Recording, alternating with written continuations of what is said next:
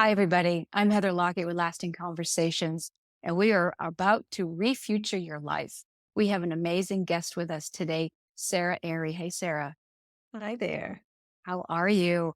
This is just amazing that we are here together. We were connected by a mutual friend of ours, and this is one of the most organic shows that I've done. We've done organic, but the universe has put us together for this very moment. And clearly, there's a huge message for all of us today. So, Sara is a best-selling author, speaker, energy mentor, and she works with people to claim their power, own their awesomeness, and be leaders for themselves. And I'm going to say me, for myself as well. So this is really amazing. And your book is extraordinary. And we're going to start right there. The universe flippin' loves us. Now you have a F asterisk loves us, and you can put any F word you want in there, but the universe loves us. Welcome, Sara. Thank you.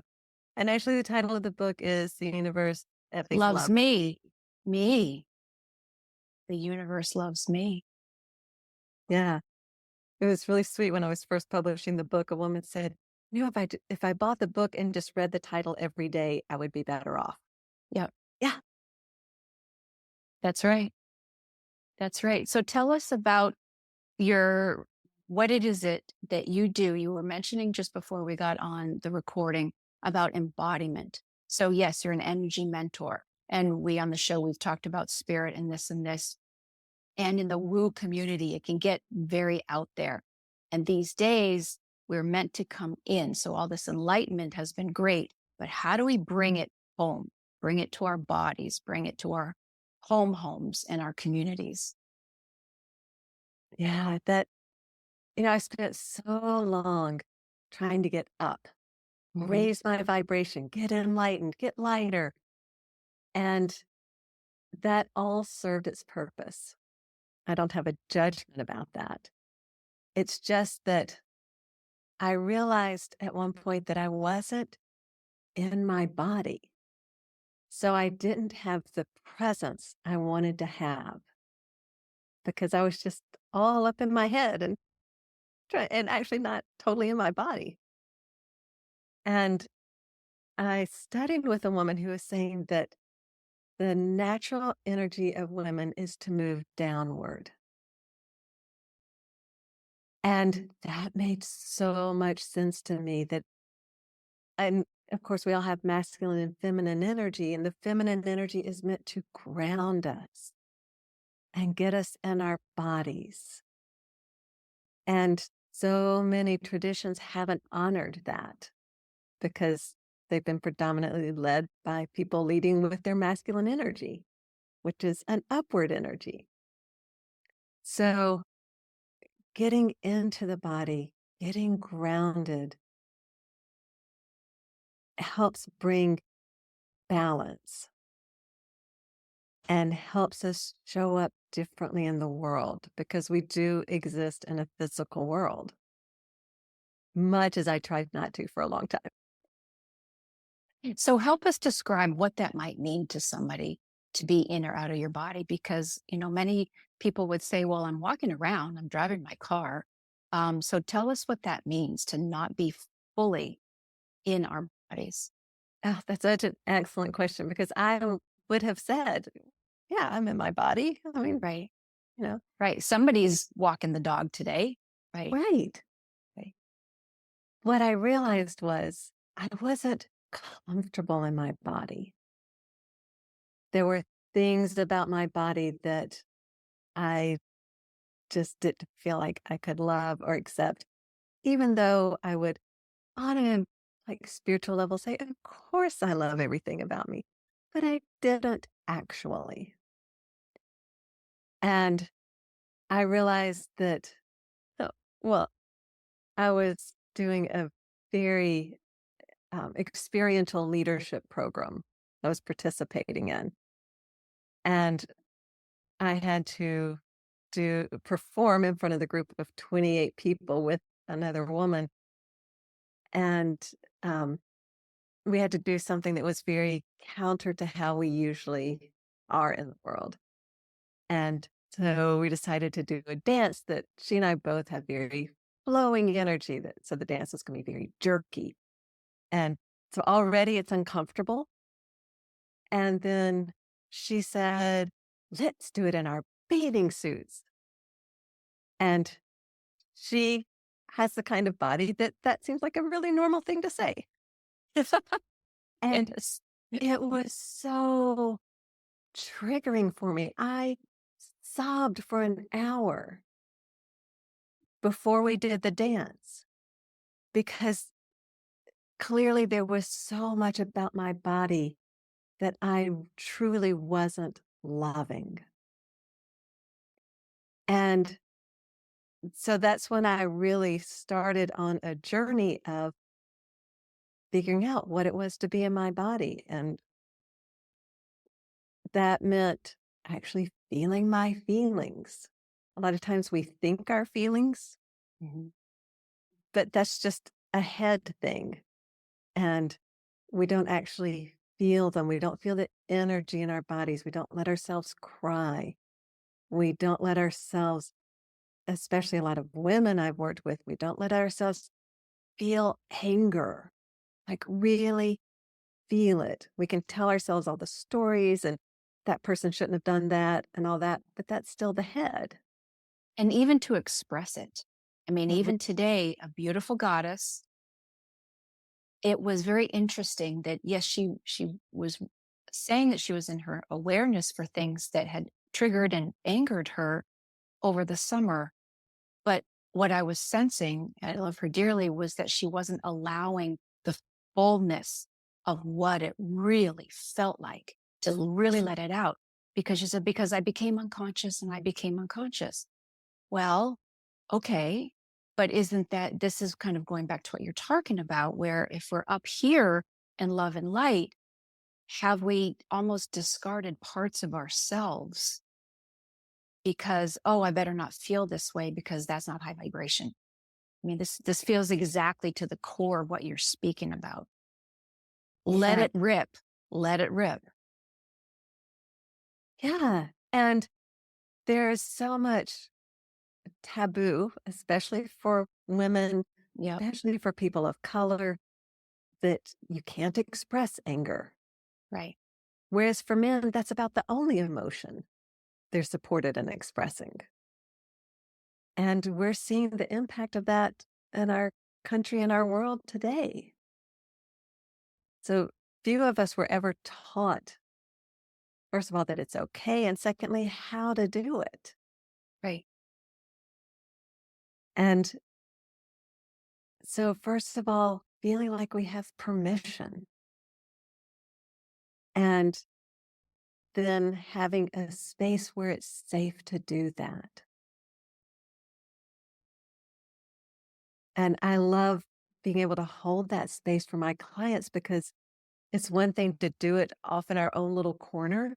It's another to do it in relationship with somebody, Right. to be witnessed. It's a whole nother level of acceptance and permission and therefore power. I used to think that being spiritual and powerful meant kind of pushing down my human side. And I wasn't even conscious of this. It wasn't a Mhm. decision I made. Right. It was just that seemed logical. But the great truths of the universe are always paradoxes. And what I discovered is that the more I embrace my humanity, the more I am being light and the more access to my power I have.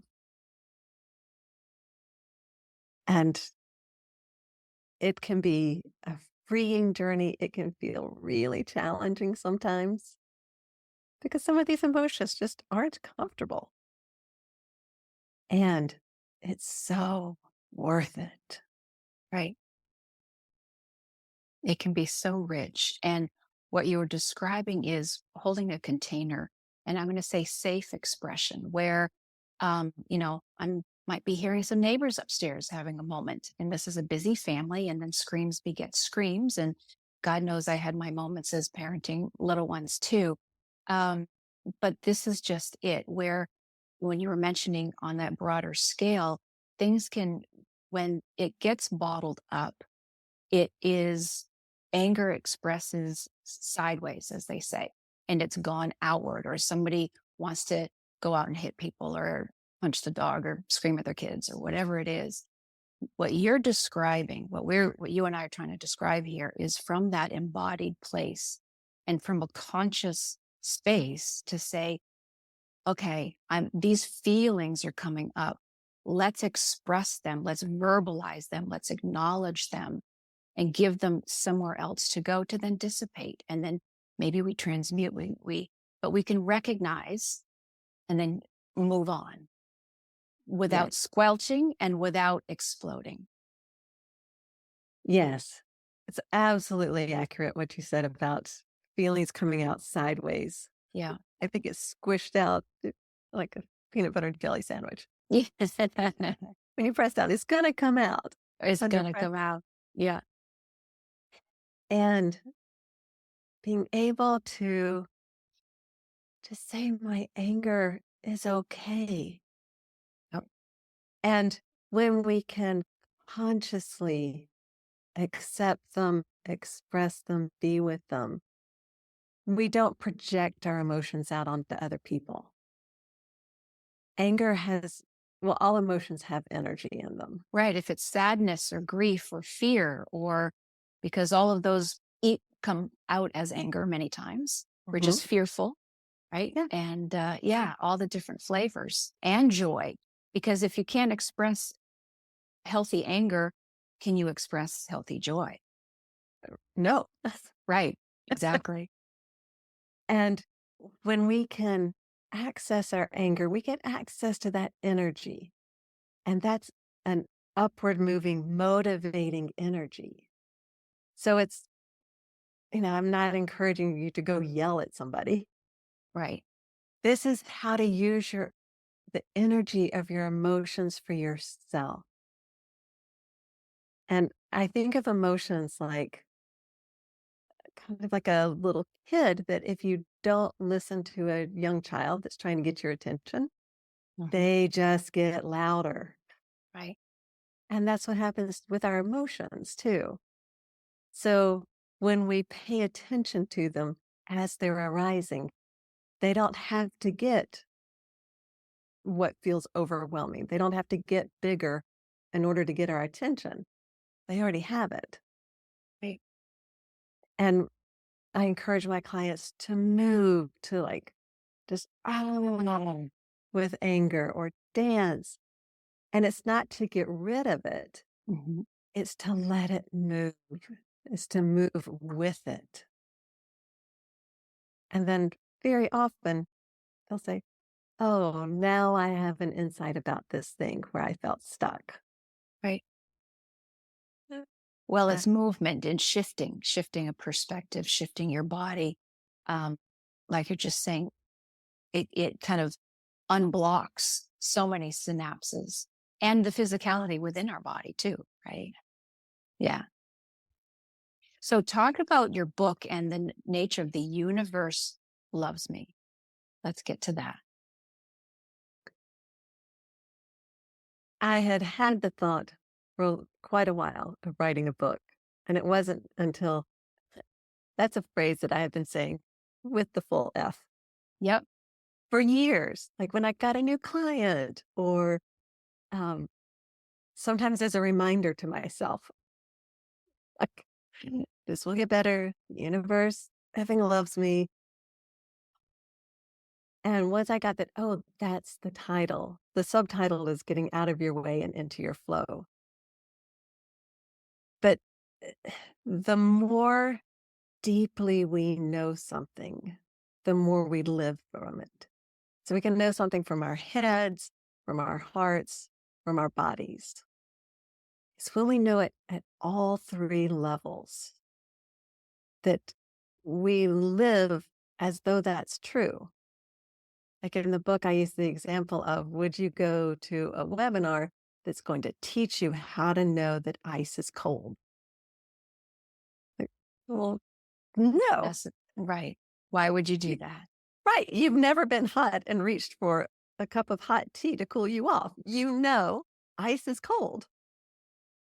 And when we can get on all levels that we are truly loved by all that is the universe, God, whatever name you use, then it's so much easier to love and accept ourselves and to move powerfully into the world as genuine creators. And that's what I love supporting people in, because everyone has unique gifts and unique things that they're here to create in the world. And I get excited about the thought of having a whole world of people who are in their creative power, Mhm. which can be creative problem solving, creative, creating a new business. And it can be creating what we think of typically as art. And it is So, that stepping out of our way piece. That seems so critical and crucial. And I've, certainly had all kinds of awarenesses of, oh, look at me feeling I'm holding tension. Look at me being scared of something that I didn't need to, right? Maybe that's an old habit that might get into Joe Dispenza type of thing, the habit of thinking these things or being in fear spaces. Oh, wait a second. I get to reframe and look at everything from a more joyful space. So, yeah, the universe loves me. This is fantastic.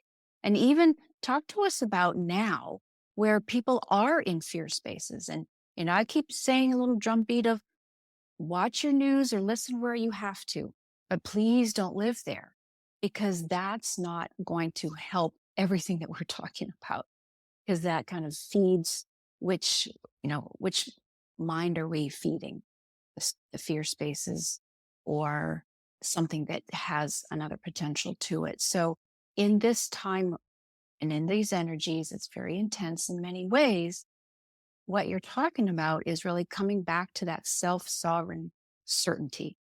And mhm, if we are our own self sovereign people and can live from our heart and our head and our heart, knowing the same knowing, this is then how we can walk through a more peaceful space. So I may have started off on a bit of a tangent, but it feels again to the very core of what the work is, gets into acknowledging all of our aspects and coming to that embodied space so that then becomes our ripple effect into the world. But it has to start right here, right within. yes. Um, the world is very intense right now, and Mhm. especially things in this country. I'm actually leading a group with a couple of friends of mine called The Antidote that's helping people work with all the things that are going on politically, because things that are happening out there, if there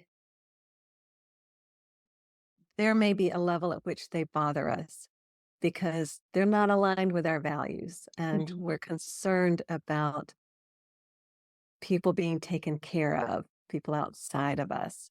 Right. That's one level. That's not an especially emotional level. When we really get triggered emotionally, we have the opportunity to look at it and say, oh, what's here for me? In the antidote, we've looked at things like um, just being able to be with fear and the vulnerability of having hope Mhm.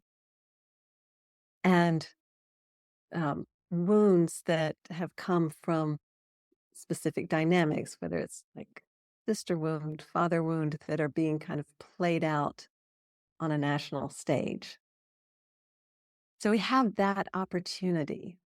And that definitely needs to be taken in bite-sized pieces because any of us being in overwhelm just simply shuts down our systems, Right. and that doesn't benefit anybody. So on like on those calls, we don't discuss politics. We're just talking about what are we noticing in ourselves Right. that's being brought up by politics. And this can happen in conversations with a loved one in your household or someone at the grocery store. When we look to see, oh, something's going on inside me, can I be with that? Can I hold space and approval for whatever I'm feeling in this moment? And when we do that, space starts to open up inside of us, and we do have more of that flow. So the book talks about different ways to do that. Um, I have something I use, I call them refuturing statements, and they all start out with, what if it's possible? And so if we're talking about a reaction we're having, it's like, what if it's possible that I am okay? In this moment, I am okay. What if it's possible it is safe for me to feel this? What if it's possible it is safe for me to see what I am experiencing? And those are what I call bridge statements because they help us get from where we are right now to something we can see and we desire. A lot of people use affirmations, and those can work well. They can also actually backfire. Yes. Yes. Because if you're 'Cause not believing it, so these bridging, what would it feel like to XYZ? Can I imagine Mhm. XYZ? And then and everything that you were just talking about. Yeah, there's a world of Yeah. difference between saying, "I am wealthy," when your Right. mind goes, um, Yeah, but "Can we talk about this?" yeah. And saying, "What if it's possible Yeah. I am wealthy?" And then you're in a creative space, like, "Oh, well, I'm wealthy in friendships. I am wealthy in my imagination and creativity." And the mind can't argue with what if it's possible. So it just lets the mind rest as you energetically move into new spaces. So the book has a lot of those statements. That's beautiful. And for those, if you're in traffic or you're in the parent pickup line and these sort of micro and macro moments, day to day, grocery store line, um, do you have some tips for people in those moments? But I would think it's as simple as what you were just saying, taking that pause, having a breath. And for me, sometimes I would like to say, oh, I'm now observing all this crazy town and it doesn't even belong to me. Mhm. And do I have to engage in somebody else's fight, somebody else's drama in the parent pickup line? Right? Is that even my lane? It's not even my lane. And maybe talk to us about that as a matter of fact. So talk about, claiming our own power also means we don't have to engage in everybody's beeswax and energy. Right. Yeah. The way I think of it is it's like when I am engaging in other people's stuff, I'm leaning forward. I'm actually kind of moving out of my body to get into their stuff. Right. When I am in my body, it's like I'm coming back and actually sitting back down in my body. Right. Oh, this is my realm. And the more I connect with my own power, the more I trust other people's and trust that they're going to work through their things. So I don't have to solve their problems or get involved. Now, it's different if it's your child, something like that. And Right. still, you can do it with a different energy and a different perspective, Right. not trying to take over, but supporting them. So if you're sitting in traffic, you can see, oh, where is my attention?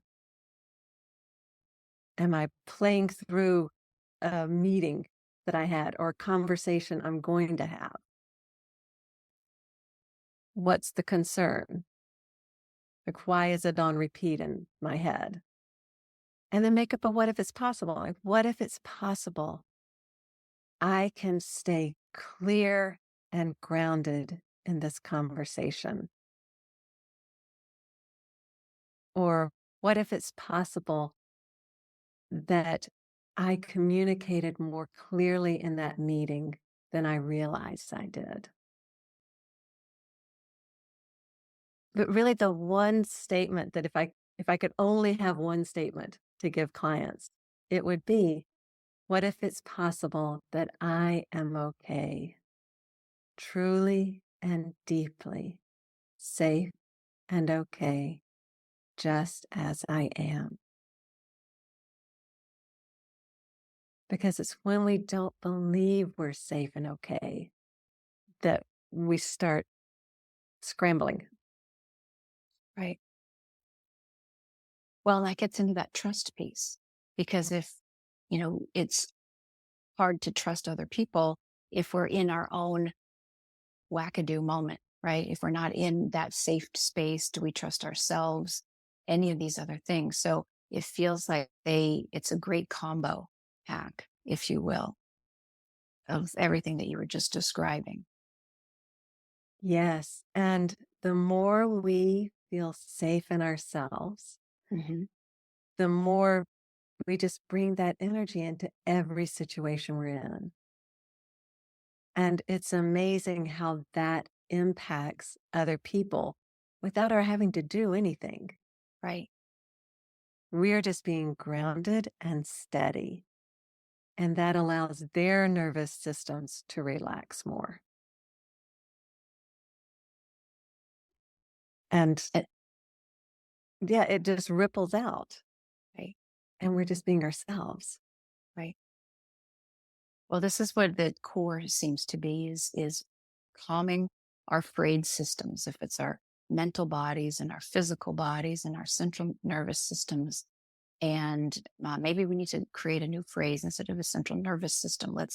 Our central calming system, right? Let's get into that core of calming our jets, and the divinity within can be that light that needs to be there without it being. We just don't have to feel so hot all the time. And I'm speaking for self. I mean, I can, heaven knows and some of this stuff can go deep in ways that we not even consciously in knowing about. Um, but I think it goes into that sense of calm, that sense of safety and peace. And from there, everything happens.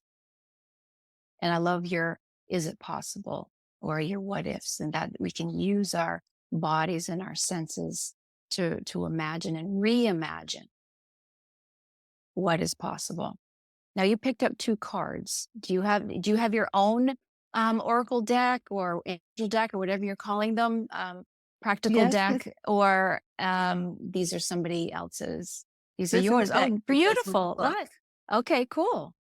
And so For each those listening, they do say the universe fucking loves me, and it says it right there. That's right.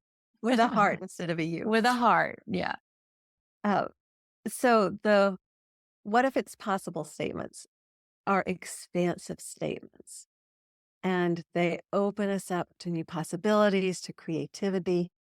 And then I pair those with a choose statement because choosing then focuses on what we want to focus on. Right. So we expand and then we focus. And each card has a what if it's possible and an I choose statement. And the one I drew just before our call says, what if it's possible I am bigger, stronger, smarter, and more love than I ever realized? I choose to see myself with loving eyes. Beautiful. Beautiful. Exactly. Do you have another as a for instance you Sure. want to pull for this moment? Mhm. What if it's possible for me to fully accept all of who I am? I choose to own my value, beauty, and creativity. Beautiful. And so that value, this is where um, we might need to save for a whole nother show, but this notion of our own value. And yes, this gets into our own personal and political and on a global scale. People own our own self worth. That says everything. And that gives voice. It gives voice to ourselves and voice at work and voice to a collective without that yelling and screaming part, without that sideways. It's from that embodied value self. And I'm sure you've got perhaps you work with CEOs and it takes leadership positions to a whole nother dynamic if they can then reframe hierarchies or all of it. It fits everywhere of what is of value and what is the core value of self, of a company, of a school, of a town, right? What is that value? Yes, because then it has us acting from that Yep, rather than acting in reaction to something else. correct. And that's a whole different orientation. And that's how we So can true. approach the political system. Right. Like, how do I live from my grounded center in relationship with the political system rather than reacting to what's going on? Right. Perfect. So, Sarah, is there anything else, any further nuggets for us on this little journey of a beautiful conversation today? Mm.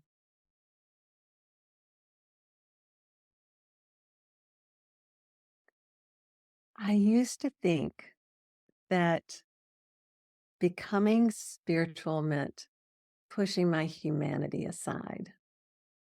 And it was on a super subtle level. I really didn't realize I was doing that. And the more I embrace my humanity, and by that I also mean like looking at my, what I have in the past termed my faults or things where I am contracting, when I can look at all of that with loving eyes, then how I relate to other people shifts. And it allows me to really be confident in myself. Like I think of power as power within rather than power over. And if we're looking for someone else's approval, we're out there and going for power over. So the more I can love and approve of and be with myself, the more I can generously give to other people because I feel full. Without the depletion, Mhm. right? In the overgiver and the fixer in recovery. So, yeah, Yeah, from a full space. Yeah, I encourage clients give from your overflow, not from your cup. very nice. Oh, You're this is super just sweet. beautiful. This is so beautiful. Sarah Arey, where can people find you? And do you have any special projects you're working on? So this is great. You have your book, you've got the cards, and tell us how people can be with you. Well, the book and cards are a great place to start. The book is available on Amazon. The cards you need to order from me, and my website is Refuture. So it's Refuture, refutureyourlife.com. And I also have a journal that to help work with feelings and embody feelings. I also do one-on-one coaching, which is on the website, and am launching doing VIP days where people just want to have something that we delve deeply into. We have the space and time to do that. Beautiful, beautiful. So, and we'll put up all the show notes, all the information there for people to find you. Sarah Arey, wow, what a blessing, what a gift. So, so appreciated. Thank you. It has been such a pleasure, Heather. Thank you. And thanks for listening, everybody. Please remember to like, follow, review, share this show and all the other episodes. This is Lasting Conversations. We get to the heart of everything.